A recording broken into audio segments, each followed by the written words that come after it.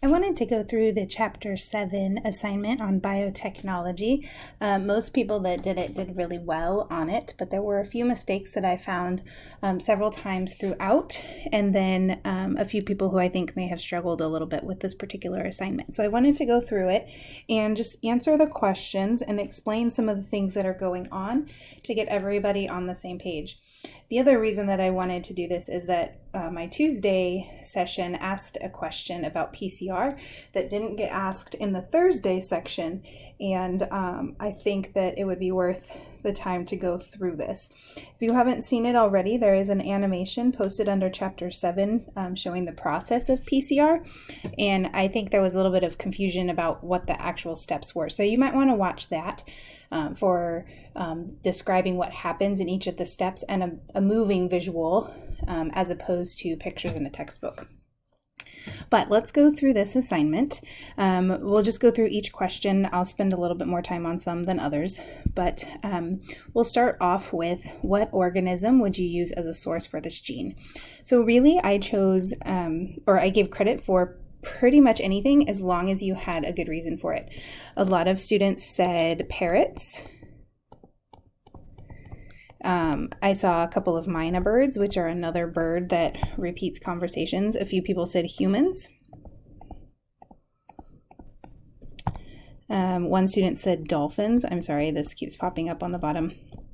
Any of those are fine. Really, I was just looking for you to think about what sort of organism can either perform or mimic human speech.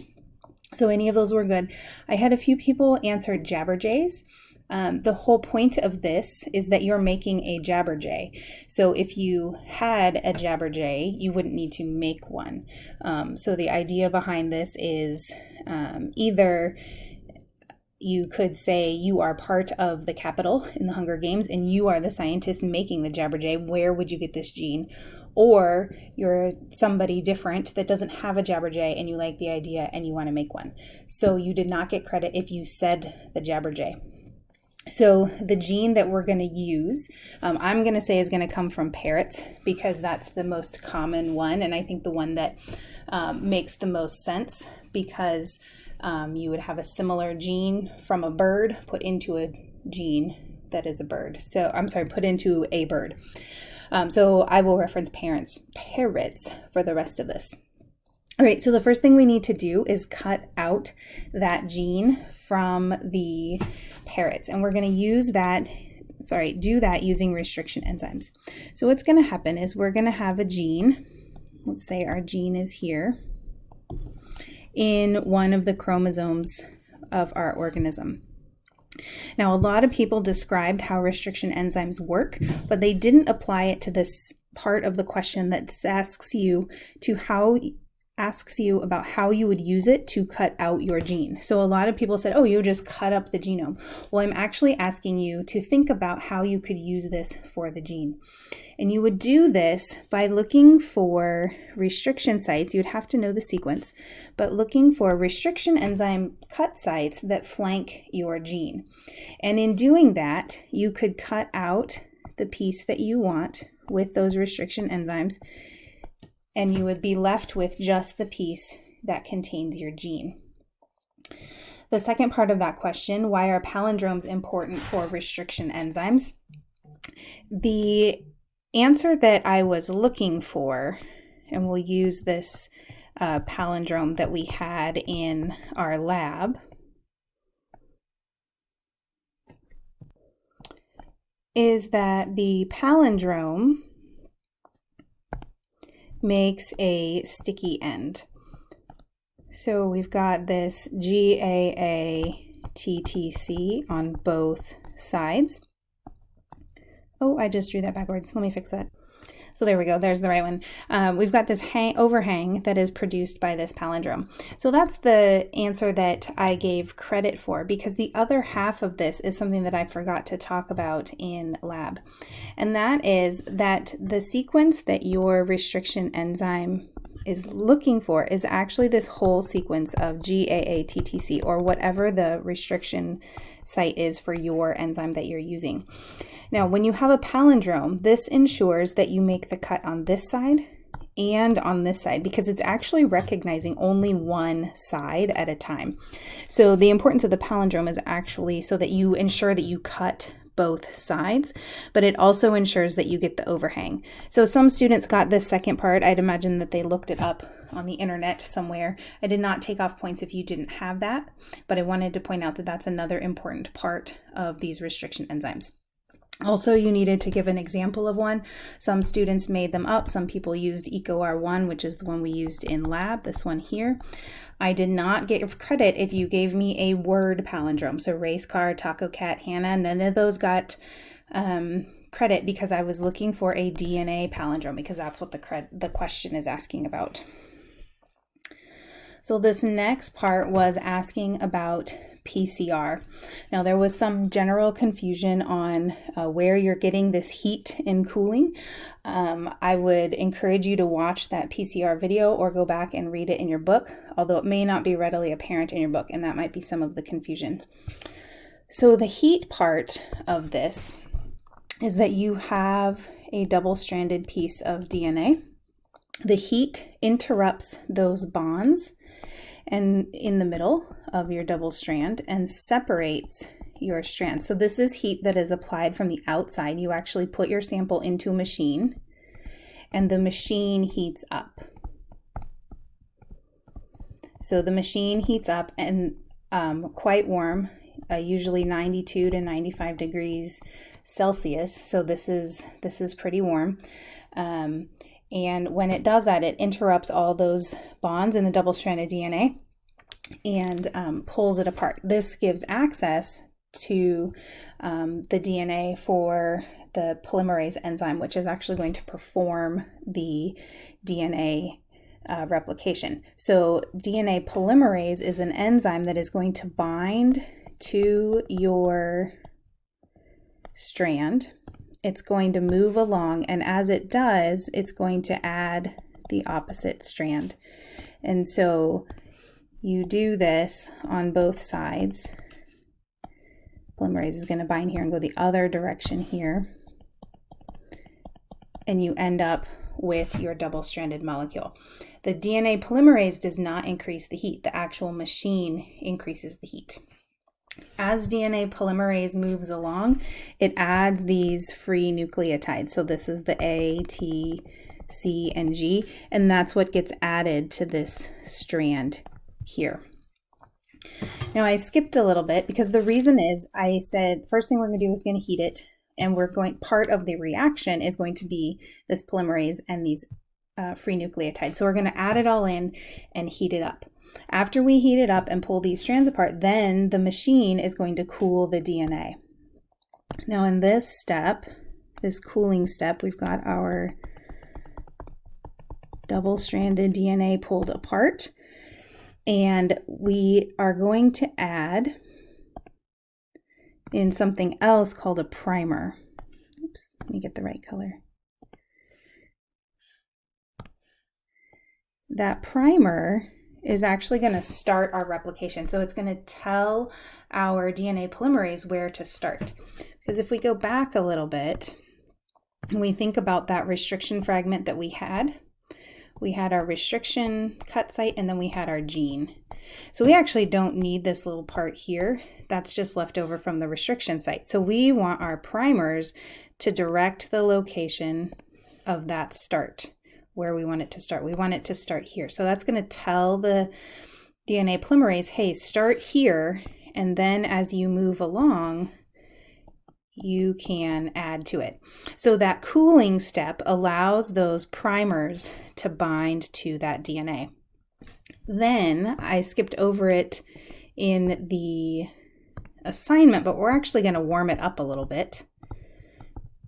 And we're going to do that so that the DNA polymerase is nice and happy and warm and actually works best in slightly warmer than the temperature that we're going to cool it to. I didn't ask you about that step, so there was a little bit of confusion about what this cooling is for, and I apologize for that. I did accept it or only take off a little bit of points if you said that this is where it gets extended. And then this third part, wait for DNA polymerase to do its job, we're really just giving it time to complete its replication. So to finish this replication here, so you want to give it time to extend. This is called the extension phase. You want to give it time to fully replicate that molecule so that you end up with 2 fully replicated pieces. Most people got this copy part. If you start with 1 copy, you end up with 2 in the first round. If you start with 100 copies, you end up with 200 after 1 round. A few people got tripped up on this third part. If you start with 100 copies and go through 3 rounds. So if you start with 100 copies and you go through 1 round, you end up with 200. 2 rounds, 400, 3 rounds, 800. So there was a variety of answers here. A little bit of confusion. Most people got this though. So next we're going to insert that DNA into our blue jay. So before we can do that, we need to insert our gene into a plasmid. Now there was a little confusion on where this plasmid comes from. The plasmid comes from the bacteria. It does not come from the bird. It comes from the bacteria. Now, this is a piece of DNA that is normally found in bacteria, and we use it because it's a real small piece of DNA that bacteria will naturally transfer and maintain within their cell. So this plasmid, and you guys don't necessarily need to know this, but this plasmid is round. And we are going to cut it with our restriction. Well, you do need to know plasmid is round, actually. You do need to know that. But we're going to cut it with the restriction enzyme. And the reason is that we want to have sticky ends. Excuse me, a little bit of tablet freak out. We want to have sticky ends between our gene and our plasmid. So when we cut it with the same enzyme, we're going to get that same overhang that we had on our other molecule. So we cut them both with it. That allows us to mix them together. And in the second step here, those sticky ends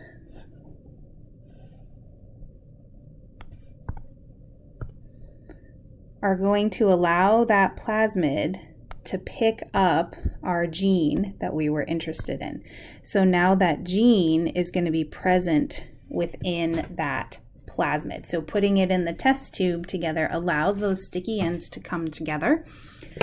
It will attach here and here. So if this end on the left is our plasmid and this end on the right is our gene, they're going to come together, and now that gene is inserted within the plasmid. Then we are going to put that plasmid into the bacterium. So let's say this is our bacterium. We'll say we're going to use E. coli. It doesn't really matter. You guys didn't have to specify.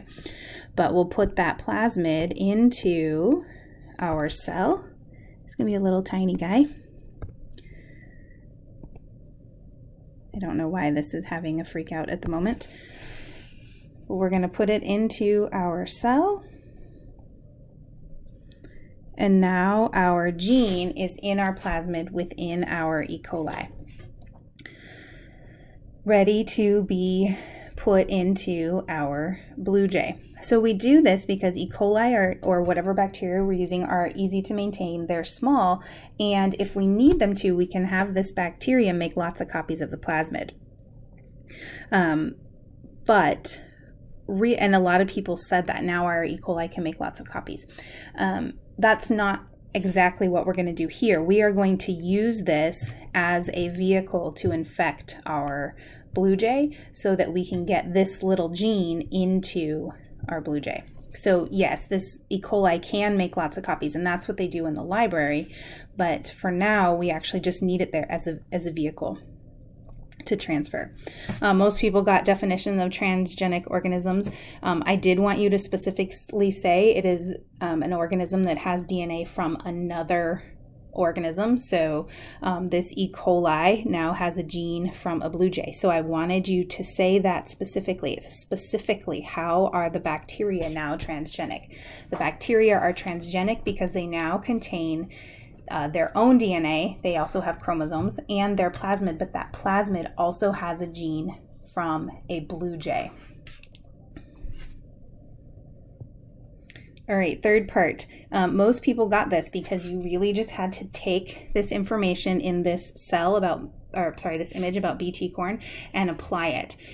If you talked about BT corn in this chart down here, you did not get credit. The question asks you to use this model to describe your Jabberjay experiment. So even if you explained it correctly, I wanted you to apply it to the Jabberjay. So insert promoter and the gene. If you read this carefully up here, it tells you exactly what you need. We need a promoter. These are segments of DNA that activate these genes. So the promoter is going to turn on the conversation gene. So once we get it all the way into the blue jay, it's going to allow the blue jay to express that gene, to go through transcription and translation and actually produce the proteins or the structures that are needed for this conversation. So the promoter turns on the gene, and then of course we need the gene, so we need them in there together. So your sequence here would actually have the promoter and your gene in it. Okay, so we need that promoter so that when it gets into the blue jay, we actually can express that gene. The next part, we need to infect the embryo. So we do this in an embryo because it's real small, limited number of cells, and you basically like paint the bacteria onto the embryo, and the bacteria infects the cell, and that is how DNA gets into the Jabberjay or into the blue jay embryo, whatever you're using. I'm sorry, yes, into the blue jay. So DNA gets into the blue jay because that bacteria that has this plasmid actually inserts it into the cells of the blue jay. We're not going to talk about how that happens. You guys don't need to know that. But the DNA actually gets into the blue jay. This does not create a new species. It creates a genetically modified organism. It creates a transgenic organism. So we have genetically modified that blue jay. We are calling it a Jabberjay now. We are assuming that it is a new species. Really what it is a blue jay that now has the ability for conversation. So we've modified its genome. That makes it GMO. And it is also transgenic because it now contains DNA from other organisms. I wanted you to be specific here. I wanted you to say that the Jabberjay has its blue jay DNA. So it's a blue jay. So it's got blue jay DNA plus the parrot gene, that gene that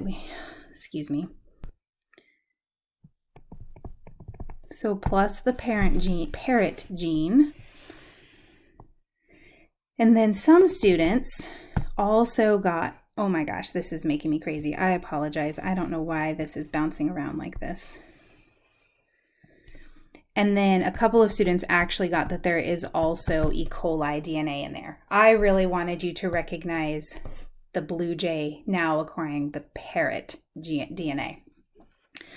So the last step is the gene library. A few students got confused on the point of the gene library.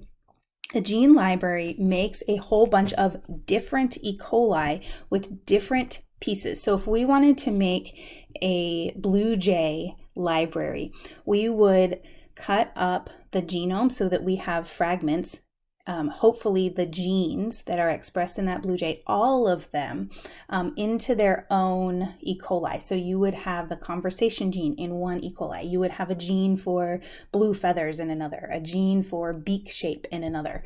All of the genes that are found in that blue jay are going to be represented in this library. So it allows you to sort of have a source for any genes that you might need later for whatever you want to do with them, whether it is making a GMO organism or whether it is using it for some other purpose.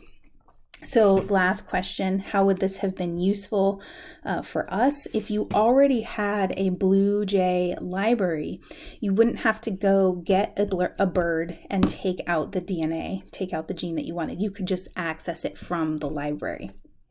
So this one was a little bit of critical thinking. I was a little bit lenient here as long as you got the general idea, but you had to be kind of close. If you just told me that the library would allow you to make lots and lots of copies of the gene you wanted, that's not the purpose of it. So please let me know if you have any questions on this assignment.